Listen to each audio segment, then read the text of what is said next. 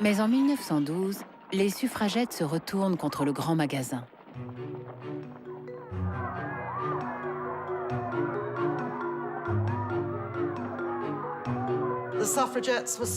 Les suffragettes ont pris d'assaut les rues du West End de Londres et lancé des briques sur les vitrines des grands magasins. Accusé de payer à ses employés du sexe féminin des salaires ridiculement bas, le grand magasin est devenu le symbole de l'exploitation des femmes.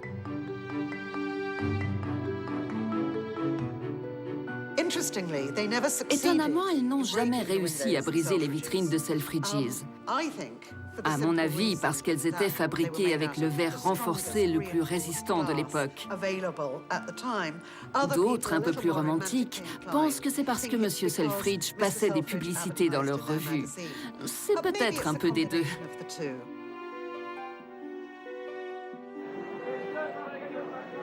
Tandis que la révolte des femmes embrase les rues de Londres, à Paris, le jeu des promotions garantit la paix sociale. Chers amis, nous sommes ici pour récompenser l'excellent travail de Mademoiselle Martin, qui, dès son arrivée dans notre grande famille au Bon Marché, a su faire preuve de dévouement, de loyauté et de fidélité.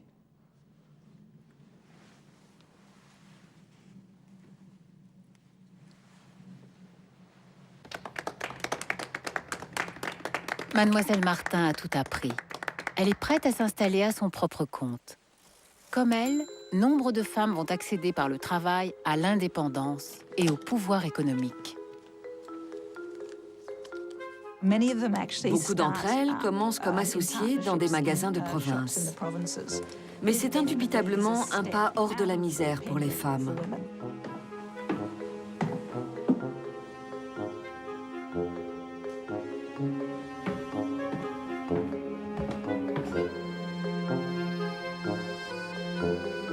« 583 magasins homonymes du Bon Marché s'ouvriront dans toute la France, dirigés pour la plupart par d'anciennes vendeuses.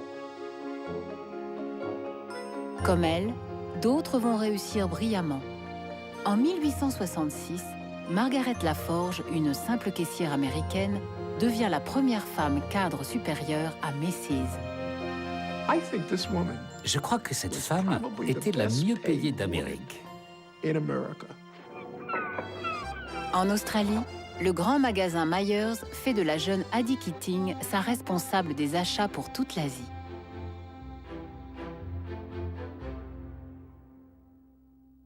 Ce n'est rien comparé à celles qui vont se retrouver à la tête d'un grand magasin. Marie-Louise Jay, vendeuse au Bon Marché, mariée à un autre employé, Ernest Cognac. Ensemble, les Cognac Jay vont créer une véritable institution, la Samaritaine. Elle est le parfait exemple de celle qui est passée du bas au sommet de l'échelle. Mais le parcours le plus éclatant est celui de Marguerite Boucicaut, qui, après avoir commencé comme simple gardeuse d'oie, va prendre la tête du magasin par lequel tout a commencé. Car Aristide Boucicaut n'a guère le temps de savourer son triomphe. Il meurt en 1877 à 68 ans, quelques années à peine après la première expansion du Bon Marché. Marguerite, restée longtemps dans l'ombre de son mari, devient responsable de leur empire. C'est seulement après sa mort qu'elle a repris en main, avec son fils qui malheureusement est mort 2 ans après, les rênes du Bon Marché. Et en fait, Marguerite Guérin, donc Boucicaut, va toujours et tout au long de sa vie protéger les femmes. Elle a créé une allocation aux jeunes femmes qui accouchaient. Elle a fait une distribution de lait. Et d'année en année, plus leurs moyens étaient grands, elle a créé des hospices pour les filles mères à Châlons, à Fontenay-aux-Roses, à Bellême. Marguerite ira même jusqu'à faire construire un pont dans son village natal pour que plus personne n'ait à faire comme elle dans sa jeunesse, des kilomètres pour traverser la rivière. Elle continue le développement du Bon Marché tout en poursuivant ses œuvres philanthropiques pour la médecine et les femmes. Mais le don le plus extraordinaire de cette femme sans descendant, venue de rien, sera pour tous ceux qui avaient accompagné l'ascension du magasin. Et son testament en est la preuve.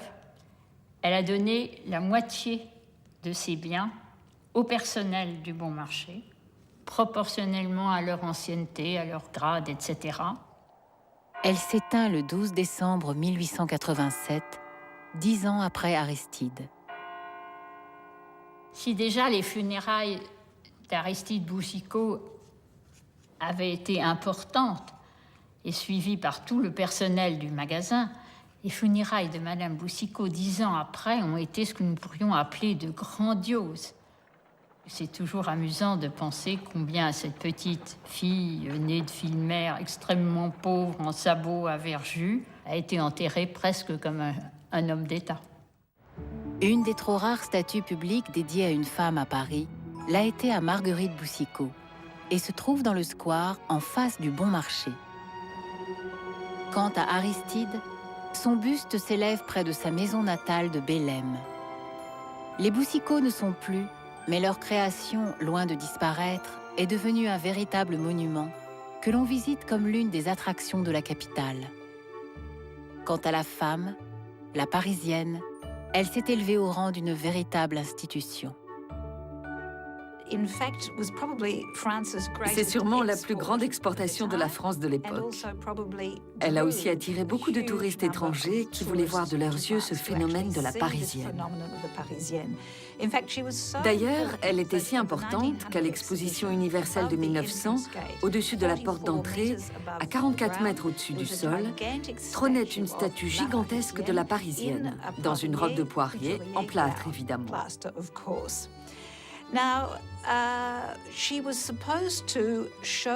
Elle était censée incarner la supériorité et la sophistication de la civilisation française. C'était l'objectif de ces grandes expositions, mettre en valeur ce que la société organisatrice avait de particulier.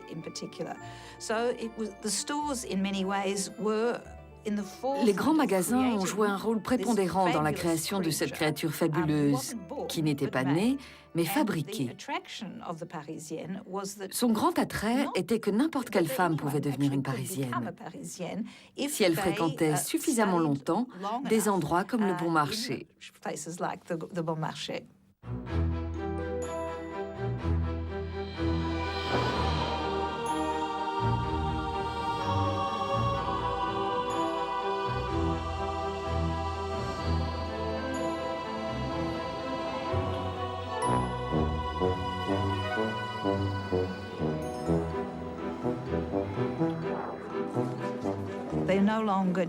Ce ne sont plus des êtres passifs au foyer, des objets de décoration et de vénération. Ce sont des femmes qui ont de l'argent dans leurs petites mains gantées et qui commencent à investir les espaces publics. Bonjour, tenez, signez ici s'il vous plaît. L'acte d'achat est un acte d'autorité. Je peux par un transfert d'argent posséder des choses. C'est une façon d'acquérir du pouvoir, c'est séduisant. C'est un moyen de dominer le monde. Toutes les couches de la société prennent maintenant part à l'expérience du shopping. Acheter des choses dont on n'a pas par définition besoin, mais qu'il faut posséder pour se sentir à la hauteur. J'achète, donc je suis.